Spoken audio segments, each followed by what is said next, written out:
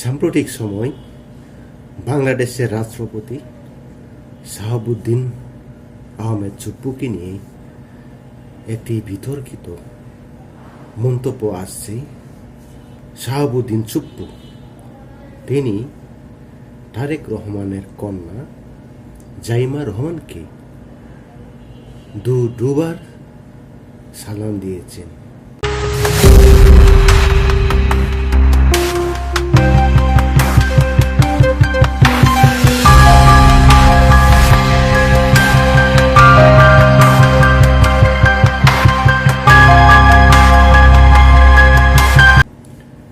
এই দৃশ্যের জন্য আমাদের মহামান্য রাষ্ট্রপতিকে নিয়ে বিভিন্নভাবে কটূক্তি কুমন্তব্য করে যাচ্ছেন। দেশের সর্বোচ্চ পদে থাকা রাষ্ট্রপতি যদি মানুষের কাছে তুচ্ছতাচ্ছিল্য হয়, আমরা যদি রাষ্ট্রপতিকে সম্মান দিতে না জানি, তাহলে কিভাবে দেশের শীর্ষস্থানীয় ব্যক্তিদের সম্মান মর্যাদা পাবে? আমরা কিভাবে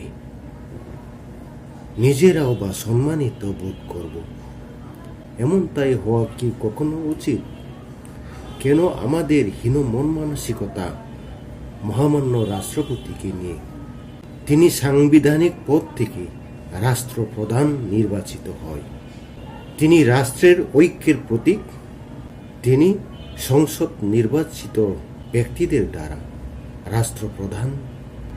রাষ্ট্রপতি নির্বাচিত হয়।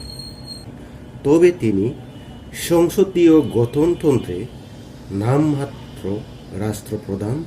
তিনি প্রধানমন্ত্রীর নির্দেশে সব পরামর্শগুলি কার্য সম্পন্ন করেন।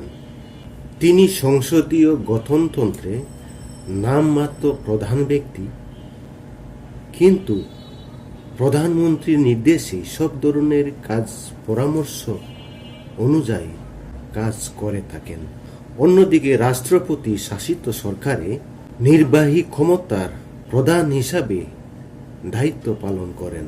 এই রাষ্ট্রপতি শাসিত দেশগুলি যেমন আমেরিকা, চীন, রাশিয়া, এইসব ক্ষমতাশালী ব্যক্তিদের মধ্যে রাষ্ট্রপতি শাসিত সরকার দেখতে পাওয়া যায়।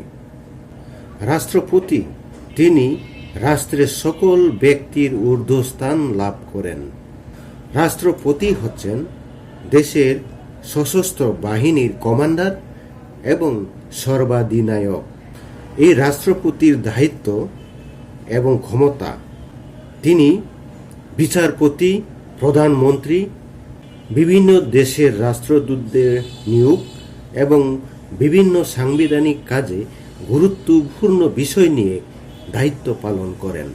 কিন্তু বাংলাদেশে যা ঘটনা ঘটছে সেটা লজ্জাজনক। রাষ্ট্রপতির সম্মানকে অসম্মানিত করা, দেশের শীর্ষস্থানীয় ব্যক্তিকে মর্যাদাহীন করে তোলা, তুচ্ছ তাচ্ছিল্য করে মানুষের কাছে কটূক্তি করা, দেশের ভাবমূর্তি ক্ষুণ্ণ হয়ে যাচ্ছে। দেশের মহামান্য রাষ্ট্রপতিকে কটূক্তি করে আমরা দেশের ভাবমূর্তিকে নষ্ট করে দিচ্ছে। এমতাবস্থায় সম্প্রতি ঘটে যাওয়া জাইমা রহমানকে নিয়ে দুবার সালাম করা আসলে অশুভ লক্ষণ। কেন রাষ্ট্রপতিকে নিয়ে এ ধরনের নোংরা খেলায় মেতেছেন? আর রাষ্ট্রপতি বা কেন জাইমা রহমানকে এভাবে সালাম দিতে যাবেন? তাই দেশের মানুষ আজ এই দৃশ্যগুলি দেখে বিভিন্ন কটূক্তি মন্তব্যে ভরে যাচ্ছে। আসলে রাষ্ট্রপতির জায়গায় থেকে কখনো দেশের প্রধানমন্ত্রীর মেয়েকে এ ধরনের সালাম করা উচিত? আমরা জাতিতে বিশ্বাসঘাতক, বেঈমানি ও কৃতজ্ঞ, যার ফলে আজ দেশের রাষ্ট্রপতিকে নিয়ে বিভিন্ন ধরনের নোংরা খেলায় মেতে উঠেছে।